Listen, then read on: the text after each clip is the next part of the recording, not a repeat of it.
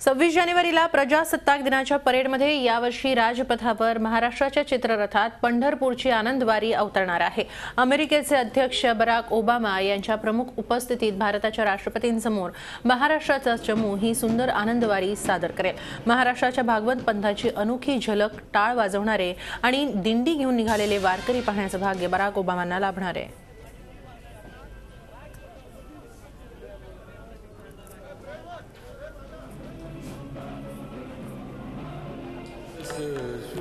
महाराष्ट्राच्या या चमूतील कलाकारांशी बातचीत केली आहे आमचे प्रतिनिधी रामराजे शिंदे यांनी। महाराष्ट्राची संस्कृती कलाकृती राजपथावर आपल्याला 26 तारखेला पाहायला मिळणार आहे।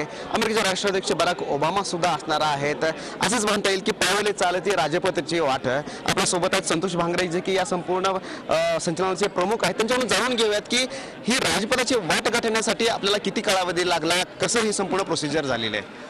आपलं महाराष्ट्र सांस्कृतिक संचालन कला केंद्र यांच्याकडून काही फोन आलेले, निलेश धुमाळ आणि आपल्या आंबेकर सर यांच्याकडून आम्हाला फोन आलेले की 26 जानेवारीसाठी असा एक आपल्याला राजपथवर कार्यक्रम करायचा ज्याच्यात वारकरी संप्रदाय हा विषय आहे आणि महाराष्ट्राची संस्कृती आपल्याला प्रेझेंट करायची। तर त्यासाठी त्यांनी ऑडिशन्स ठेवलेले। आम्ही ज्या दिवशी ऑडिशन्सला गेलो त्या दिवशी जवळजवळ 12 ते 13 ग्रुप होते आणि माझ्यामध्ये ते 2 ते 3 दिवस ऑडिशन होतं आणि त्या सगळ्या प्रोसेसमधून गेल्याच्या नंतर एक आठवड्यानंतर आम्हाला कॉल आला।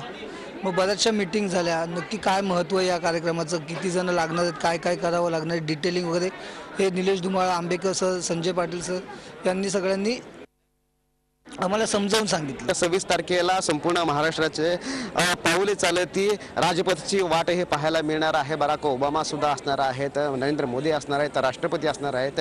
त्यांच्या समोर कला आहे, संस्कृती आहे आणि पंढरीची ही जी दिंडी आहे टाळ गजरामध्ये मोठ्या राजपथावर चालताना आपल्याला दिसून येणार आहे। रामराजे शिंदे, झी मीडिया, दिल्ली। झी 24 तास रहा एक पाऊल पुढे।